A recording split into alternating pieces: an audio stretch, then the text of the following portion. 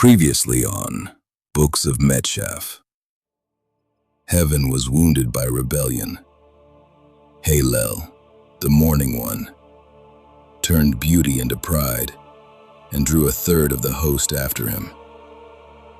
But YHWH stood for the name above every name. Then Yahweh spoke, "Enough." And beneath heaven's wound, a world waited to be formed.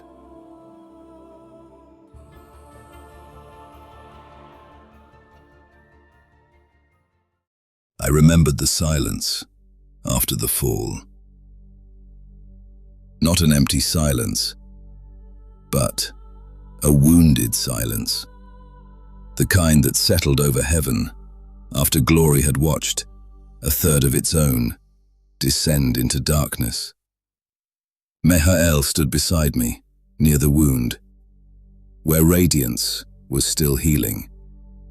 Gold-white light moved around the scar, slowly, like heaven itself was breathing through pain. His sword was low in his hand. His wings were still. His face carried the weight of what had been cast down. Below us, the deep waited. There were no mountains yet, no trees, no creatures beneath the waters, no human voice to answer the Lord back. Only darkness, only waters, only the Spirit of Yahweh moving over the face of the deep. And this is what I remember most. Yahweh did not create like one recovering from war. He created like one who had never lost authority. I wondered if this world would remember what heaven had forgotten. YHWH did not answer quickly. His eyes stayed on the deep.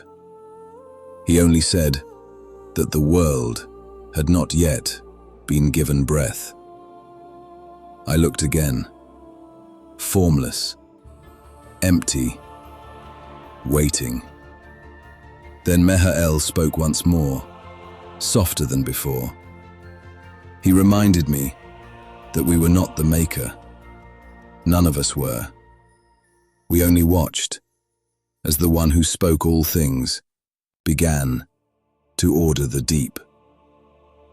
And he was right. We did not create the light. We did not command the waters. We did not raise the land. We did not fill the seas. We did not crown the dust with breath. We only watched, and what we saw became the beginning of the world. The stars filled the darkness with rhythm, signs, seasons, days, and years. With the Lord, one day is as 1,000 years, and 1,000 years as one day. Yahweh did not create beneath the authority of time. Time itself was part of what received order from his voice. The lights did not scatter themselves. They were placed, ordered, and given purpose. The deep was dark, not evil, not rebellious, just unformed, waiting for the word that would give it shape. Then the Spirit of Yahweh moved over the face of the waters. I cannot call that movement wind only. It was breath. It was presence. It was authority over the deep. The surface of the waters stirred beneath him, not violently, not as though they fought him. They moved, like something touched by its maker. Ripples crossed the darkness. The deep trembled. Heaven grew still. Then the voice came. "Let there be light." And light was. It did not crawl forward. It did not ask permission from the darkness. It came because Yahweh called it. The first brightness broke across the waters, clean and living. It spread over the deep, like dawn, before there was a sun to carry it. The waters shone. The darkness drew back, not defeated by struggle, answered by command. I looked at Metshaf. For the first time since the fall, grief loosened in his face. He had seen created light try to exalt itself. Now, he watched true light obey. Yahweh saw the light, and the light was good. Then he divided the light from the darkness. The light he called day, the darkness he called night. Evening came, morning came. The first day had opened its eyes. Then Yahweh spoke again. The waters began to separate. What had covered everything now moved according to command. Waters rose, waters remained below, and between them, Yahweh stretched the expanse. I watched space open, where there had only been depth. The waters above lifted, like a mystery held in the hand of Yahweh. The waters below rolled beneath the forming sky, no longer endless, no longer without place. A vastness appeared between them, clear, wide, holy. The world was learning boundaries. I watched the waters receive their borders, and I understood something that has never changed. The deep was not stronger than the command of Yahweh. Metshaf lowered his sword again. This was not war. This was order, and it was beautiful. I remember thinking that even the waters obeyed borders, and Metshaf, still watching the deep, said only, "Pride hates borders." His words stayed with me. A creature without limits becomes dangerous to itself. But creation beneath the command of Yahweh became beautiful. Yahweh called the expanse heaven. Evening came, morning came. The second day stood in its place. Then Yahweh gathered the waters beneath the heavens into one place. The seas found their borders. The dry land appeared. At first, it rose quietly. Then the earth lifted its head. Mountains pushed upward from beneath the waters. Valleys opened between them. Shorelines curved around the seas, like wisdom drawing lines across the world. The land did not rise in pride. It rose in obedience. The earth was no longer hidden beneath the deep. Yahweh called the dry land earth, and the gathered waters he called seas. And Yahweh saw that it was good. But he was not finished. The ground began to change. Green pushed through the earth, small at first, then spreading. Grass, herbs, seed-bearing plants, trees rising with fruit, according to their kind. The first green did not arrive like thunder. It came like a whisper, a tender shoot through new soil. Then another, then another. The earth began to wear life, like a garment. Leaves opened to the light. Roots took hold in the ground. Fruit formed on branches that had only just risen. Everything carried increase inside itself. Seed, kind, fruit, promise. I watched a tree rise and spread its leaves toward the light. It gave before anything asked. And Metshaf looked at the fruit forming as though he understood blessing in a new way. The earth was not just shaped now. It was becoming fruitful. Evening came, morning came, the third day bloomed. Then Yahweh set lights in the expanse of the heavens, not as rivals to his glory, not as gods to be worshipped, but as servants of time. The greater light was set to rule the day, the lesser light to rule the night, and the stars also. Heaven grew quiet when the stars appeared, not because stars were new to Yahweh, but because now they were being placed for the world below. The sun burned over the earth with golden strength. The moon received its quiet rule over the night. The stars filled the dark with rhythm, signs, seasons, days, and years. They did not scatter themselves. They were placed, ordered, given purpose. I saw them shine over the young world, and I remembered how easily beauty could become dangerous when it forgot the one who placed it. YHWH looked at the lights, and I knew what he remembered. Hillel, the bright one, the one who forgot that created light is still created. But these lights did not reach for the throne. They served. They shone because they were placed. YHWH said that Hillel had wanted to be the source, and I thought of the stars above the young earth.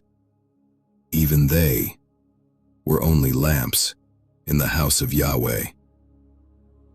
The lights shone, not as rivals, as witnesses, and Yahweh saw that it was good. Evening came, morning came, the fourth day received its rhythm. Then the waters moved differently. Not only waves now, life. The seas filled with living creatures. Small ones flashed beneath the surface. Great creatures moved through the deep. Schools of life shimmered through waters that had once been empty. The sea became crowded with wonder. The waters that had waited in darkness now carried movement, color, strength, and mystery.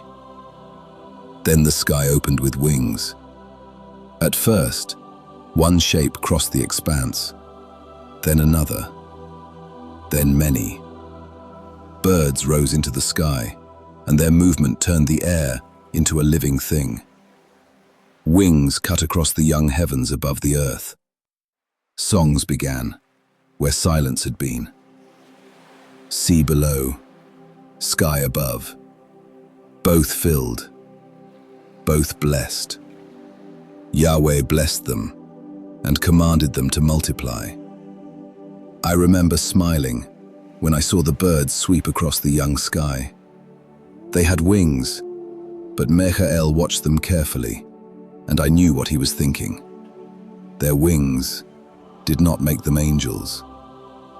Creation had many glories. Each glory had its place. The birds belonged to the sky. The creatures belonged to the sea. The angels belonged to service. And all belonged to Yahweh. The world was no longer just formed. It was moving, and Yahweh saw that it was good. Evening came. Morning came. The fifth day took flight. Then Yahweh spoke again, and the land began to stir. Living creatures came forth from the earth. Cattle, creeping things, wild beasts, strong ones, gentle ones, small ones hidden in the grass, great ones moving across open land. The earth filled with breath and motion. Hooves pressed into new soil, eyes opened under the light. Creatures moved through valleys, across fields, and beneath trees heavy with fruit. The land, once bare, was now alive. And Yahweh saw that it was good.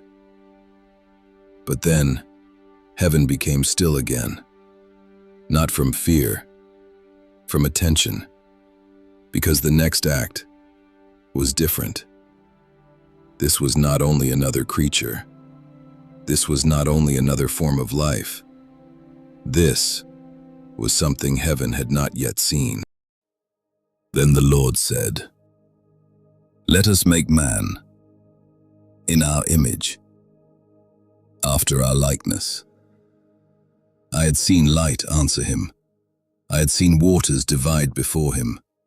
I had seen land rise, trees bloom, stars take their place, and living creatures fill the earth. But this was different. The dust of the ground was gathered. Dust, not gold, not flame, not the substance of angels. Dust, low, quiet, ordinary, and yet the Lord formed it with purpose. The earth gave it soil. The Maker shaped it.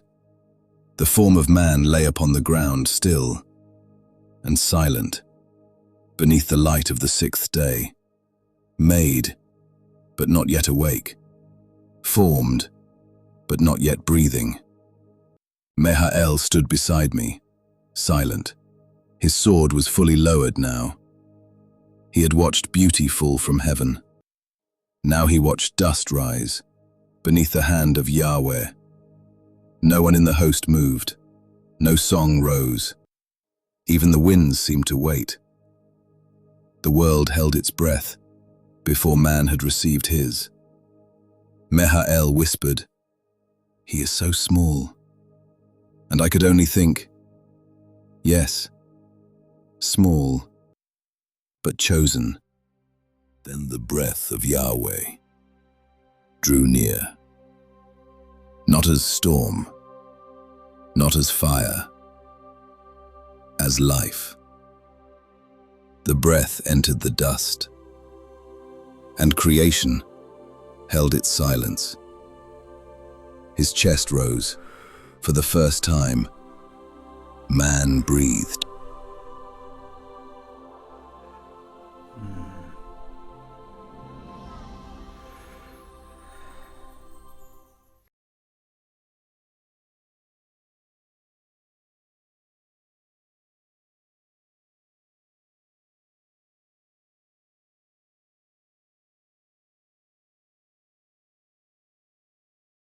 If this story stirred your spirit, then do not let the light stop with you. Share it with someone who loves scripture, mystery, and sacred imagination. Subscribe to Books of Metshaf, leave a like, and turn on all notifications so you never miss a moment of cinematic biblical storytelling. This is Books of Metshaf, where the ancient scriptures are honored with reverence, wonder, and holy imagination. May every story lead us back to the glory of God. And may the breath of Yahweh remind us